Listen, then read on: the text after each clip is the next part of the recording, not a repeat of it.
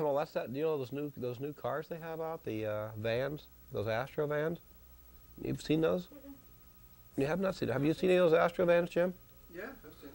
You know, have you seen them from the back, where they have, you know, how the red lights go up the entire back of the car? Yeah, yeah. Yeah, yeah. Have you ever noticed that if you're back a little bit, depends how far where you are on them, but Looks like horns. they do. They look just like horns. Looks like the Red Bull. The devil in the van. Oh. It's terrible. I touched one of them with my hand, and poor van, it was transformed into a Volkswagen. Well, I do know. You want to know about the hand bit? Yeah, tell us, but wrap that up. It's 10 years later. What is it about? Well, again, we're still 10 years later. Here's the same 020, 020, 020. Rather faded out, but nevertheless in the palm of the hand here. Gee, gosh, I guess this must even be longer than 10 years. Probably more like, what, 12, 13 years ago when I was doing some of those drawings? Yep. One of these sets of drawings, they're pages like 1 through, I don't know what we're talking here, maybe 100 different drawings. You'd need all of them put together to be able to come up with a total unit you could build, something you could actually do something with. Well, I don't know where this happened along the way, but one of the people knew enough to be able to take and make photocells, overlays, where you could put the overlays on top of each other, and with that you could do some triangulation and some of this stuff. Some of these pieces came together, but one of the neat things about it was this quantum displacement physics. You know, the idea of being able to transport yourself with mind power from one world to another world, to slip between universes, dimensions, and there would be a base system to learn on, to train on, if you will. Everybody has to be trained, I guess, in some way. And the only thing I remember about this was in the unit itself was a dish that, well, kind of glowed like a globe or a glass.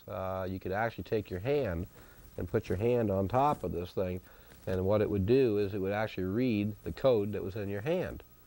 And then that would open this thing up to your mind, and then from there you could step right through. And you're off into a different dimension. Or Buenos Aires, upside down and backwards, I guess, if you don't get transported quite right. But I don't know. I really don't think anything ever was intended with this marking. Well, I don't know. I guess, you know, some people always thought because the 020, the binary code translates out the 666, so it should have something to do with the devil, you know. I really don't remember anything in this that Voltaire and those people had done that had anything to do with devils or demons, you know. You got to remember, you know, the original thing of this, that, you know, you're going to do and see and feel and say what's in your own mind. And if that's what you think and that's what you feel and that's what you want to come out of it, then that's what you'll get. You know, it'll be just as bad as you want it to be. I mean, that's true. I mean, there was something funny about this, that once somebody got their mind into it and they opened up a little bit, then all the monsters, all the bad things they could ever think of or create in their own head would suddenly become very real for them. Sad enough. I mean, some people got their pants wet, let's say. kind of got scared to death, I guess, in doing all this stuff. But all I know from what they ever told me in this is tied more back into a physical device, a piece of equipment. I guess it was planned that someday I would build this thing. I'd complete these drawings. And if you have to be a guinea pig, I guess I was going to be number one. And this was just to use this as a way of recognizing me in the system. But at that point, we're supposed to have full transformation, full Voltaire, and some of this in place enough to where Voltaire could actually go and start working on these projects. And that was one of the early ones. Of course, we needed a hell of a generator first. You know, one of the chores was to build the solar power generator station. Yeah. You need a lot of energy to run this guy. A lot of energy. I mean, more energy than what you can imagine. Very hard to do step 3 or 4 if you don't even have step 1. You know, I guess we were lucky to get a couple of the pieces of equipment that we did, you know, built, and things we could do. The belt of enlightenment and harmony, remember that? Yeah. You know, all these things were used on some kind of binary code. And it was broke down to a very basic elementary code that was recognizable, usable here in this planet. In fact, I guess the binary code itself was actually it was primitive for what we have today. You know, this is not a, you know, I don't know, it's sure not no calculus type problem. It didn't take very much to figure out what 020 meant. I guess maybe they made it easy on purpose.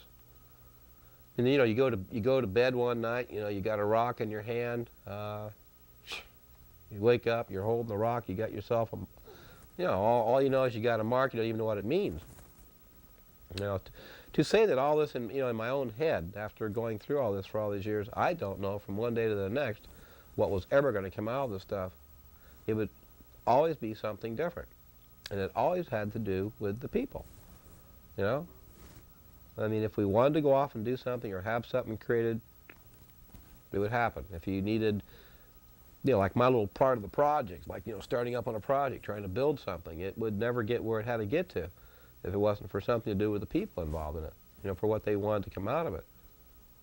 Yeah, I don't really know. What about the host and his medallion? What, didn't he have a spot on one side and 020 underneath it? Gee, I don't even remember. Isn't that the pits? I really don't. Host, little short little guy, right? You know, pale, sort of albino-like. I remember when we were down in South America, we found a carving on one of the rocks that represented the host and represented sort of what had happened in Torre Muerto. I think it had a lot to do with the time when, if you have to call it our little space brothers, whatever they were, there was some, you know, integration there between the civilizations and some knowledge and things passed on from one to another. And I don't know, it was like, from what I can remember out of the host, a part of it is it's almost like a double meaning. The one, if you get in, like in today's terminology, you have a host computer, if you will, right? Now, you can have a host computer and yet still have a host, which is a physical being, or a host to a bacteria, a germ. Weird things in this. A host to a cybernetic type of a language or personality. And it's something you can grab a hold of, but yet you can sort of go beyond it to another world. I think the physical part of the host, it had to be something to do with their civilization when this is going way back when they'd had this virus and they all basically died from the virus. I think it was something to do with the host was like the forerunner of the information or the knowledge that would be used in the future. And a lot of this had to be put on their spacecrafts before they left their planet and went out looking for a new home. You know, to know that it's funny enough to get down in South America and find the same thing down there. I don't know how old those carvings are, but I don't know, 10, 15, 20,000 years ago. We know that they were definitely way back. You know, to find the same guy etched on a rock down there is what we were sketching and thinking about and talking about. Well, it had to happen for more people than just me. But I don't think the guy really had anything, well, I don't know. It wasn't on the bad side. I don't know what to tell you. You know, I always had good feelings from this with that person. You know, funny, I knew the difference because there were actually a couple different factions in this. Some people, because of the way they felt or what they would want to do with some of this, would open up a door inside my head. And it didn't take very much to let this other side of you kind of come out there enough to be able to realize that, this ain't so good. So to have some control on this and to be able to use that in some way, you know, that wasn't that hard to do either. You know, you could stop it when you wanted to. It's unfortunate other people couldn't. I mean, how many people did we know that got involved in this and they couldn't stop what was going on inside them? They just totally went off the deep end.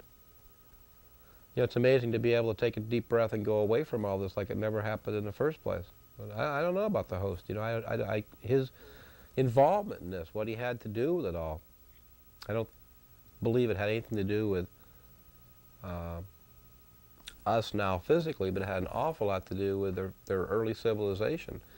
There was something about the spacecraft and the original seed and the implantation of these people that would carry on their life, to carry on their being, to carry on all the things that were ever there as a part of them on their old world. And I think a part of this was that first, well,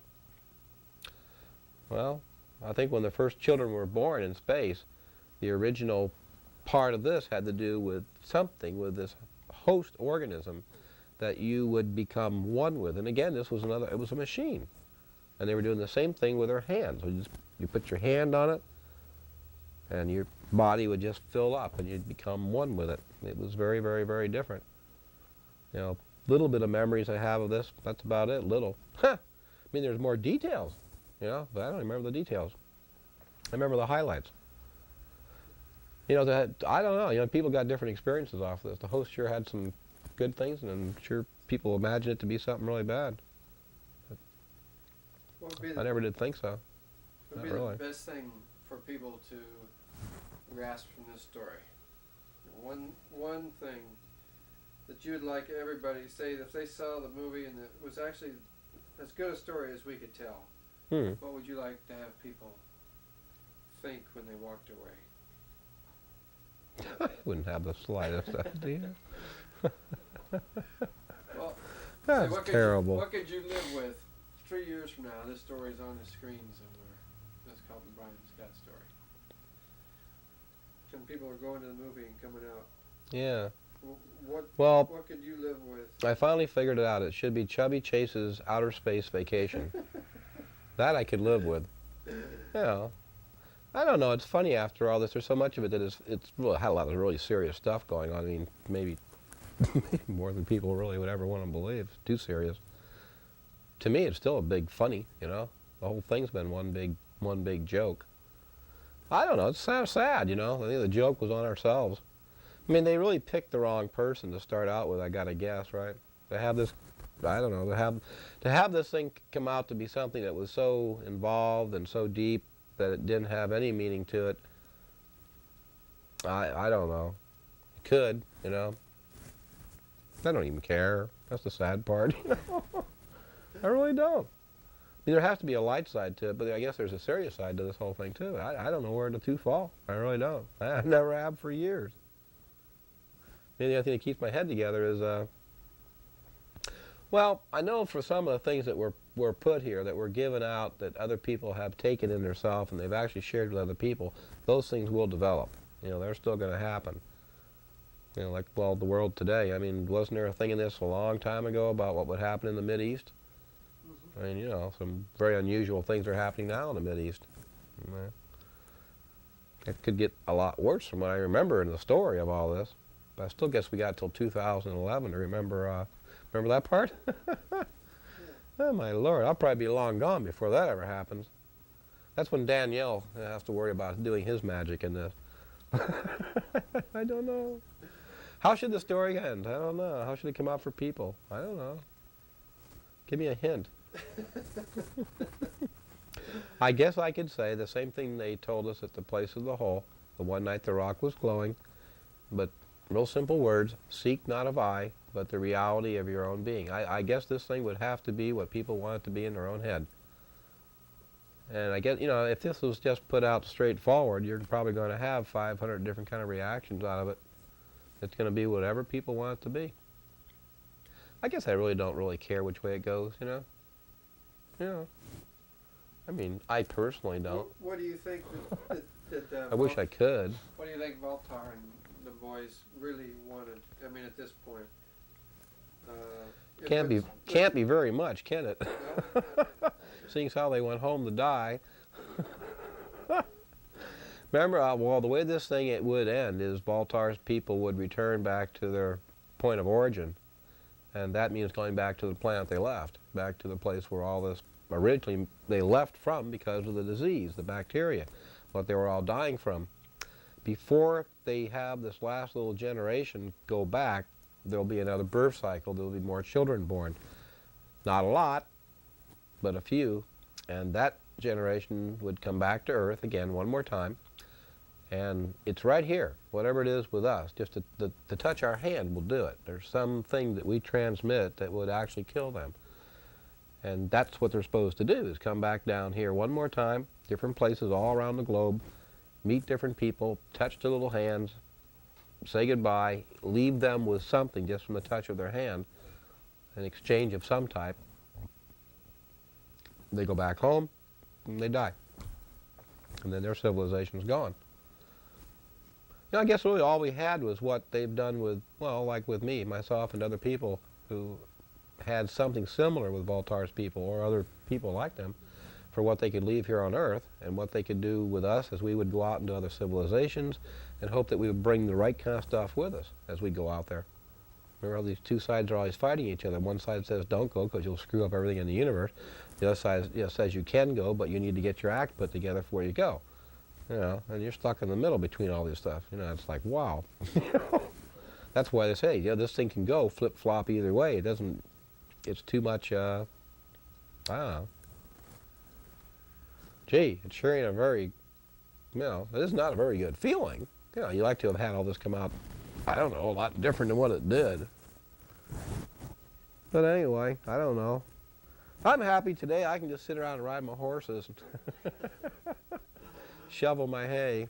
What about the last one? Whoopie-doo. Like this outfit here? Remember the code word on those drawings was Armageddon? Armageddon. Talked about Los Naus Hikano, the God mind of man returns. The God mind of man returns, yeah. The God mind of man returns. Well, I think that had something to do with the kids coming back too, didn't it? A part of it? Yeah. You know, when the children return. Well, I don't know who this was. You know, there's so many people involved in this story, but there was a point in this when one day in all this, I don't know if I'm Voltaire or what I'm doing in his, but I reached out my hand, I touched someone's hand. Do you remember anything about that, Jim? What happened with that guy? In South America. Yeah, and it was some... He's a civil engineer from Argentina. Yeah, there was something that happened in that. That's sort of the same thing. When this mind returns, which is like the mind of man itself, there's going to be some sort of an awakening.